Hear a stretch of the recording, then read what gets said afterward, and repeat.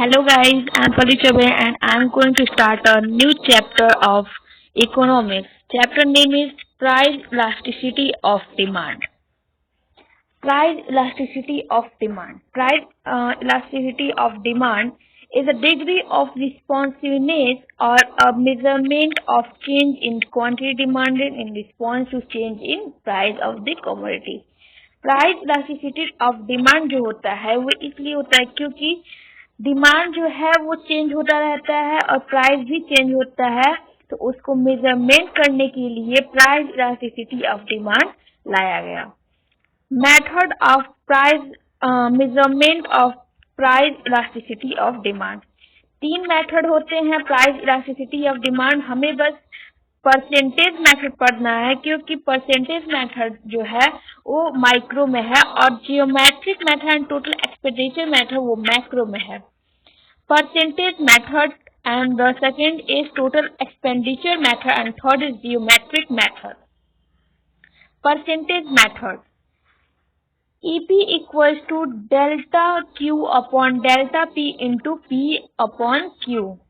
EP का मतलब है EP नहीं है, वो ED है, elasticity of demand. Delta Q equal to change in quantity demanded and delta P equal to change in price. P equal to initial price and Q equal to initial quantity. अगर इसको percentage में लेते हैं कि अगर ED equal to percentage change in quantity demanded of the commodity divided by percentage change in price। Degree of percentage elasticity of demand। Perfectly inelastic demand। Perfectly inelastic demand क्या होता है? When demand does not change with a rise or fall in price, it is called perfectly inelastic demand। यानी कि perfectly inelastic demand वो होता है कि price के बढ़ने या घटने से डिमांड पे उसके कोई इफेक्ट नहीं पड़ता है, उसे हम लोग परफेक्टली इनइलास्टिक डिमांड कहते हैं। या प्राइस बढ़े या घटे डिमांड पे उसके लिए डिमांड पे कोई इफेक्ट नहीं पड़ेगा। एग्जाम्पल में सॉल्ट हो सकता है, मेडिसिन हो सकता है, एक्सेट्रा। देखिए जैसे कि प्राइस जो है 4 रुपए था, तब भी 30 रुपए का क्वांटिटी हम लोग डिमांड कर रहे थे, 30 क्वांटिटी डिमांड हम लोग कर रहे थे। 3 रुपए हुआ तब भी क्वांटिटी डिमांड ऐसी नहीं है कि बढ़ गई, क्वांटिटी डिमांड जो रही वो कांस्टेंट रही और 30 क्वांटिटी ऑफ डिमांडेड ही हम लोग उसको कंज्यूम कर रहे थे। प्राइस इलास्टिसिटी ऑफ डिमांड जो होता है price elasticity of inelasticity of demand जो होता है उसका जो डायग्राम होता है वो वर्टिकल होता है, यानी कि vertical to the Y axis, यानी कि वो लाइन जो होती है, जो वर्टिकल लाइन होती है वो पैरेलल होती है वाई एक्सिस से। Demand curve is vertical straight line parallel to Y axis. और इसको हम लोग कहते हैं जब अगर थोड़ा सा भी प्राइस अगर डिक्रीज होता है तो तुरंत ED जो है वो 0 हो जाएगा। Perfectly elastic demand. When there is a change in demand without any change in price, or when there is infinite change in demand with a very small change in price, it is called perfectly elastic demand। Perfectly elastic demand वो demand होती है कि price जो रहता है वो constant रहता है और डिमांड जो है वो फ्लक्चुएट करते हैं, यानी कि वो जो डिमांड रहती है वो हमेशा चेंज होता रहता है प्राइस, लेकिन वहाँ पे कांस्टेंट रहता है, उसे हम लोग परफेक्टली इलास्टिक डिमांड कहते हैं। इसका स्लोप जो होता है वो भी स्ट्रेट होता है क्योंकि प्राइस इलास्टिसिटी ऑफ डिमांड जो रहती है वो कांस्टेंट होती है और इसमें ये पैरेलल होता है एक्स एक्सिस के, और ED जो होती है वो इनफाइनाइट होती है। अगर थोड़ा सा भी इंक्रीज या डिक्रीज किया प्राइस तुरंत वो 0 हो जाएगा। प्राइस देखिए कांस्टेंट है, प्राइस अगर 4 है, क्वांटिटी डिमांडेड लोग 20 यूनिट्स का कर रहे हैं, प्राइस 4 है तब भी क्वांटिटी डिमांडेड जो है चेंज कर रही है वो 30 यूनिट्स हो जा रही हैं। 30 क्वांटिटी ऑफ डिमांडेड हम लोग कर रहे हैं।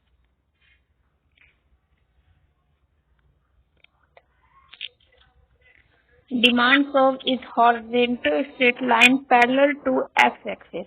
इसमें जो डिमांड कर्व होता है वो हॉरिजॉन्टल होता है स्ट्रेट लाइन, जो कि एक्स एक्सिस से वो पैरेलल होता है। Less than unit elastic demand और इन इलास्टिक डिमांड, यानी कि when percentage change in demand is less than percentage change in price, it is called less than unit elastic demand.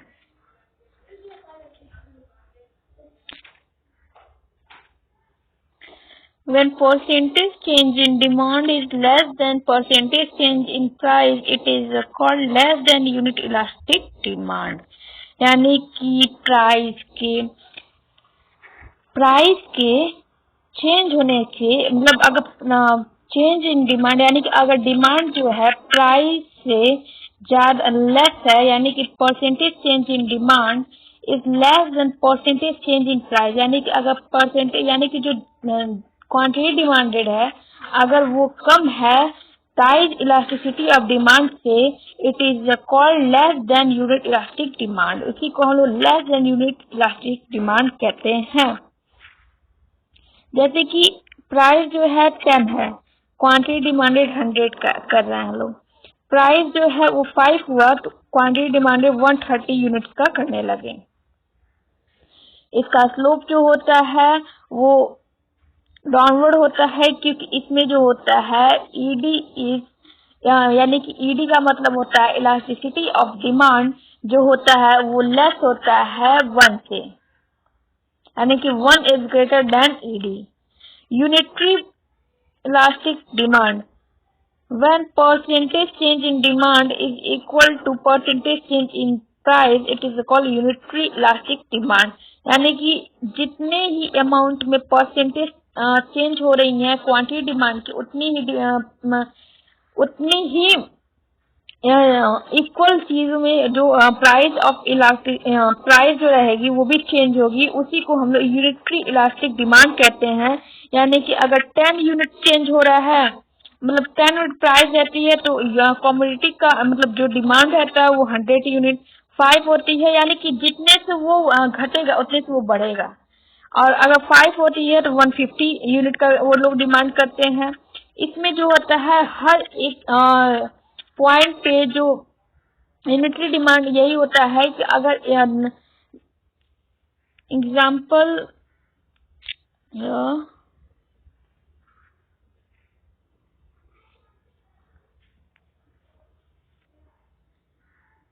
देखिए, इसका मतलब ये होता है, ऐसे है ये P एंड D ने Q, अगर यहाँ पे वो 10 यूनिट का कर रहा है, सेकेंड,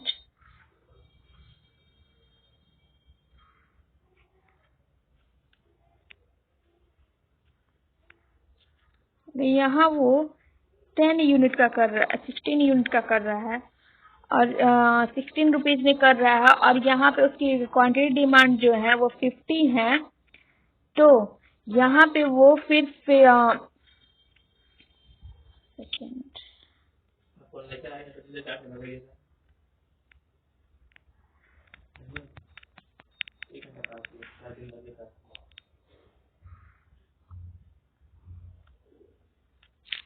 यूनिटरी डिमांड वो होता है कि जैसे कि अगर प्राइस जो है 10 हुई, डिमांड जो है 5 हो रहा है, अगर प्राइस घट के 5 हुई, डिमांड तो बढ़ के 10 यूनिट हो जाता है, उसी को हम लोग यूनिटरी, क्योंकि वो एक कांस्टेंट प्रोपोर्शनेट देख के जो उसकी डिमांड हो रही है वो चेंज हो रही है और प्राइस भी उसी हिसाब से चेंज हो रहा है। इसमें हो जाता है ईडी जो होता है वो इक्वल होता है 1 के। More than unit elastic demand or elastic demand. When percentage change in demand is more than percentage change in price, it is called more than unit elastic demand. यानी कि अगर डिमांड जो है वो प्राइस से ज्यादा है तो उसे हम लोग unit elasticity more than unit elastic demand कहते हैं। जैसे कि अगर 10 यूनिट प्राइस है और एक कंज्यूमर जो है वो क्वांटिटी डिमांडेड 100 यूनिट का कर रहा है और 5 यूनिट अगर प्राइस है और उसकी डिमांड जो बढ़ा के वो 170 यूनिट कर रहा है, यानी कि ईडी जो है यहाँ पे वो ग्रेटर देन 1 है, यानी कि ईडी जो है 1 से बड़ा है और इसकी डिमांड जो ऐसी इस तरह स्लोप होती है। Total expenditure method, it measures price elasticity of demand on the basis of change in total expenditure incurred on the commodity by a household due to change in its price।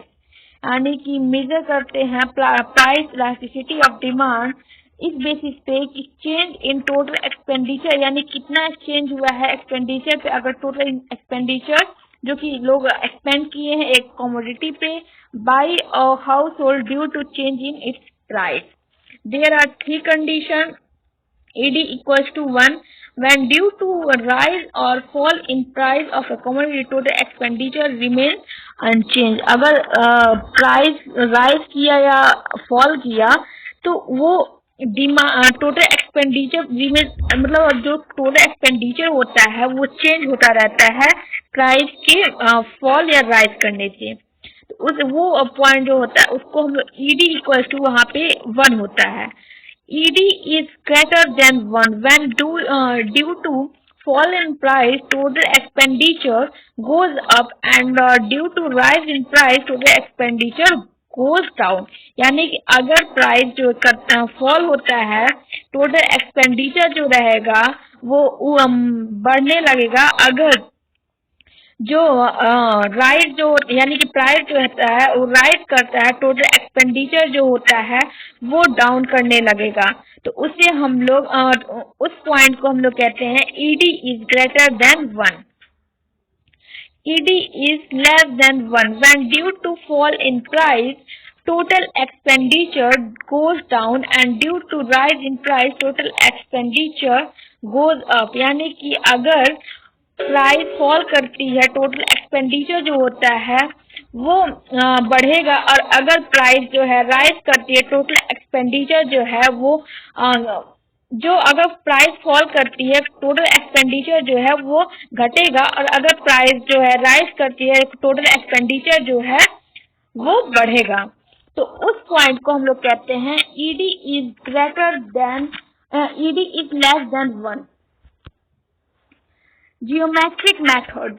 Elasticity of demand at any point is measured by dividing the length of lower segment of the demand curve with the length of upper segment of demand curve at that point. The value of ED is unity at midpoint of any linear demand curve। Elasticity of demand जो होता है वो major किया जाता है by dividing, यानी कि divide करने मतलब डिवाइड किया जाता है length of lower segment of the demand curve with the length of upper segment of demand curve at that point. तो जो वैल्यू होती है ईडी की वो यूनिटी होती है at the mid point of linear demand curve के। Demand diagram to show geometric और point method. Elasticity of demand at given point. ED का फॉर्मूला होता है जियोमेट्रिक मेथड से ईडी जो होता है उसका फॉर्मूला ये होता है ED equal to lower segment of the demand curve divided by upper segment of the demand curve. D is the mid point of the demand curve और डी जो है वो मिड पॉइंट है डिमांड कर्व के। इसका slope जो है ऐसा बनता है, इसमें ये जो पॉइंट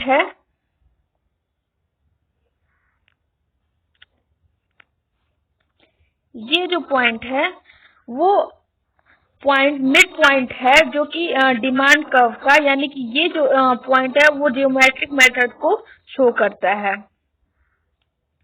उसके बाद से आता है डिग्री ऑफ प्राइस इलास्टिसिटी, यानी कि अगर प्राइस इलास्टिसिटी ऑफ डिमांड मतलब ये कि अगर देखिए ये फिगर जो है वो परफेक्टली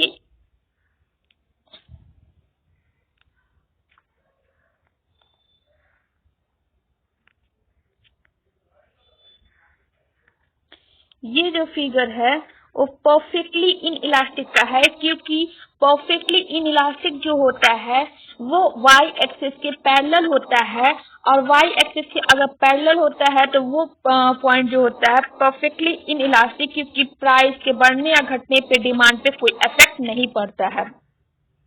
और ये जो पॉइंट होता है वो जो होता है परफेक्टली इन इलास्टिक, यानी कि इसको इसलिए हम परफेक्टली इन इलास्टिक कहते हैं, क्योंकि अगर प्राइस के इसमें जो होता है डिमांड जो रहता है वो इसमें जो रहता है प्राइस जो रहता है वो कांस्टेंट रहता है, और ये पैरेलल होता है एक्स एक्सिस से, कि अगर प्राइस के बढ़ने कांस्टेंट रहता है तो प्राइस जो है अगर जितना ही रहेगा डिमांड जो रहेगा वो फ्लक्चुएट करेगा।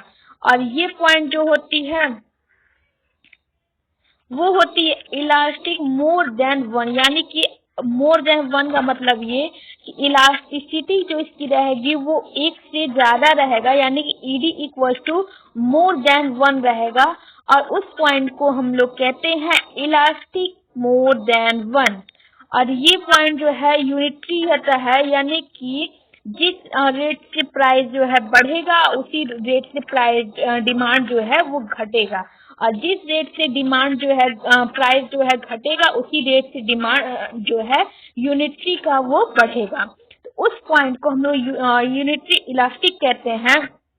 और ये पॉइंट जो होता है वो होता है इलास्टिक लेस देन वन, यानी कि अगर इलास्टिक लेस देन वन का मतलब ये कि जो ईडी आएगी वो वन से कम रहेगी, उसी हम लोग इलास्टिक लेस देन वन कहते हैं, यानी कि प्राइस के बढ़ने से या घटने से, जो प्राइस के बढ़ने या घटने से जो डिमांड पे इफेक्ट पड़ता है, अगर वो डिमांड पे इफेक्ट डालता है और उसका ED equal to less than one होता है तो उसे हम लोग इलास्टिक लेस देन वन कहेंगे।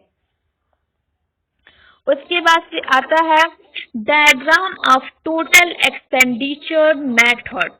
ये जो डायग्राम था वो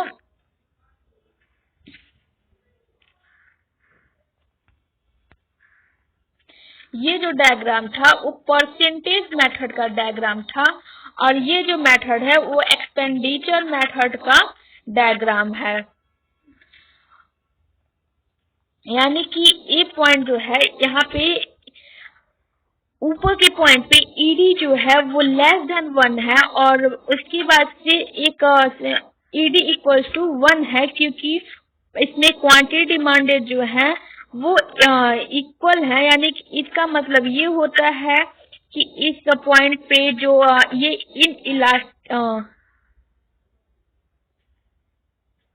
ये ईडी जो है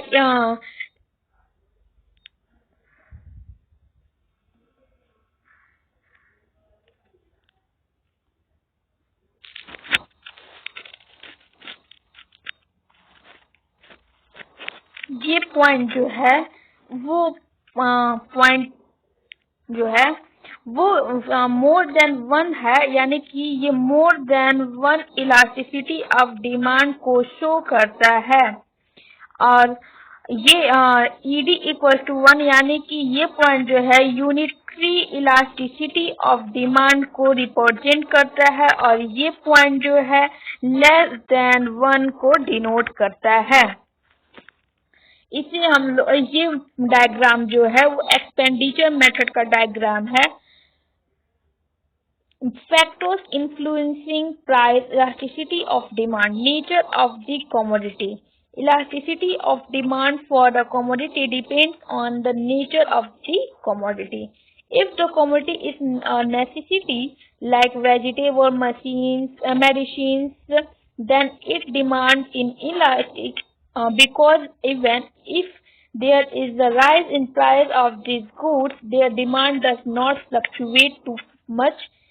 If the commodity is comfort like refrigerator, fans, then their demand is elastic, as consumers can postpone its purchase if their price rises, but in case of luxury goods like AC, its demand is more elastic because its demand may fall with its rise in price. यानी कि nature of the commodity का मतलब ये होता है elastic of demand. अगर ये depend करता है नेचर ऑफ ए कमोडिटी, अगर किसी भी जैसे कि मेडिसिन, वेजिटेबल, इन सबों के ये नेसेसिटी गुड होती हैं, ये जो होती है इन इलास्टिक होती है क्योंकि इसके प्राइस के बढ़ने या घटने पे डिमांड पे कोई इफेक्ट नहीं पड़ता है, डिमांड जो है फ्लक्चुएट नहीं करते हैं। If the commodity is comfort like refrigerator, fan, then यानी कि इस रेफ्रिजरेटर व फैन इन सब कंडीशन में जो डिमांड है वो फ्लक्चुएट करती हैं, यानी कि एक कंज्यूमर जो है उस डिमांड को मतलब उस चीजों को वो पोस्टपोन भी कर सकता है। इस वजह से ये जो है इलास्टिक डिमांड होते हैं, इलास्टिसिटी ऑफ डिमांड होते हैं। प्राइस के बढ़ने से तुरंत पोस्टपोन करके वो अगर मन करेगा तो लेगा, नहीं मन करेगा तो नहीं लेगा, तो उसे हम इलास्टिसिटी ऑफ डिमांड करते हैं। But in case of luxury good like AC, it's demand is more elastic because it's demand may fall with its rise in price. और ये AC हुआ, लग्जरियस गुड में ये होता है कि इसमें जो होते हैं प्राइस के राइज करने से डिमांड जो है वो फॉल करता है, और ये कंडीशन में भी because but in case of luxurious good demand is more elastic, इसमें जो होता है वो डिमांड जो होता है वो मोर इलास्टिक होता है, ये मोर देन वन होता है, और इसे हम लोग बोलते हैं, मतलब इस पॉइंट को हम लोग बोलते हैं मोर देन इलास्टिसिटी और मोर than one elasticity of demand. Thank you guys. Please subscribe the channel and press the bell icon and like the video. Tomorrow I will make a new topic. Thank you.